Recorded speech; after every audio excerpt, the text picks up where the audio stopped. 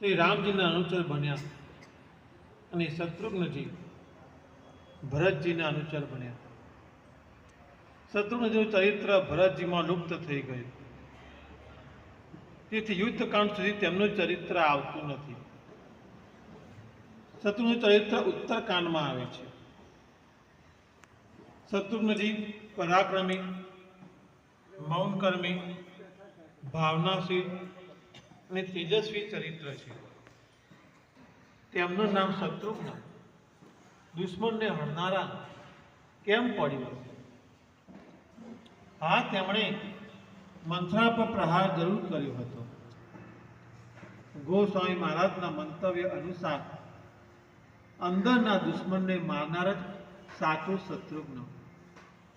મંથરા એ અંદરનો દુશ્મન છે, અયોધ્યાનો શત્રુ હતો. વળી મંથરા એ લોભનું પ્રતીક છે એમ સંત ગોસ્વામી તુલસીદાસ કહેવા માંગે છે. ભરતજી રામાયણમાં શ્રી રામજી પછીનું મુખ્ય ચરિત્ર કોનું? તો તે ભરતજીનું જ કહેવું.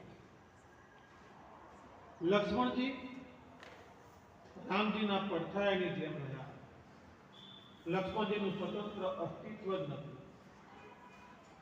જેમ બાળક સમજણું ના થાય ત્યાં સુધી પોતાને માને કેવો પ્રેમ કરે છે તેવો પ્રેમ આથી લક્ષ્મણજી જેવી ભક્તિ કરવી શક્ય નથી. લક્ષ્મણજી અગ્નિ જેવા છે, જેમને સ્પર્શ પણ કરી શકાય તેમ નથી. રામાયણમાં સબરીજી, અહલ્યાજી, કેવટજી, હનુમાનજી જે દરેક માટે સુલભ છે. ભરતજીને શ્રી રામજી પર એટલા માટે પ્રેમ છે કે શ્રી રામજી કર્તવ્યનિષ્ઠ અને ધર્મપ્રિય વ્યક્તિ છે. ભરતજી એક સંત શિરોમણી, આદર્શ સ્વામી ભક્ત, મહાત્મા હતા. તેમણે શ્રી રામજીની 14 વર્ષ સુધી દૂર રહી શ્રી રામજીની આરાધના પણ કરી અને તેમણે આપેલા રાજ્ય કારભારને પણ સારી રીતે સંભાળ્યો. આથી તે આદર્શ સિદ્ધ થાય છે. ભરતજી ફૂલ મનની ઈચ્છાઓ પૂરી થઈ જાય છે, શાંત થઈ જાય છે. ભરતજી એટલે ત્યાગ મૂર્તિ. ભરતજીના વ્રત ટળી જાય છે.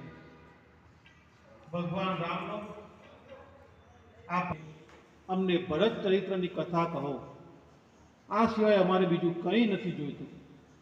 તો રામજી તરત જ ગાદી પરથી ઊભા થઈ જશે અને કહેશે, હું ભરત ચરિત્ર જાણું છું, પણ તેનું વર્ણન કરવા માટે હું અસમર્થ છું. આથી ભરતજીનું બાણ વાગવાથી તેઓ મૂર્છિત થઈને ધરતી પર પડે છે. મૂર્છા દૂર થતા તેમનો અને ભરતજીનો મેળાપ થાય છે. ભરતજી પોતાનો પરિચય હનુમાનજીને આપે છે. કહે છે કે તમારા જેવા ભાગ્યશાળી માણસ આ પૃથ્વી પર બીજા કોઈ નથી. હનુમાનજી કહે છે, હું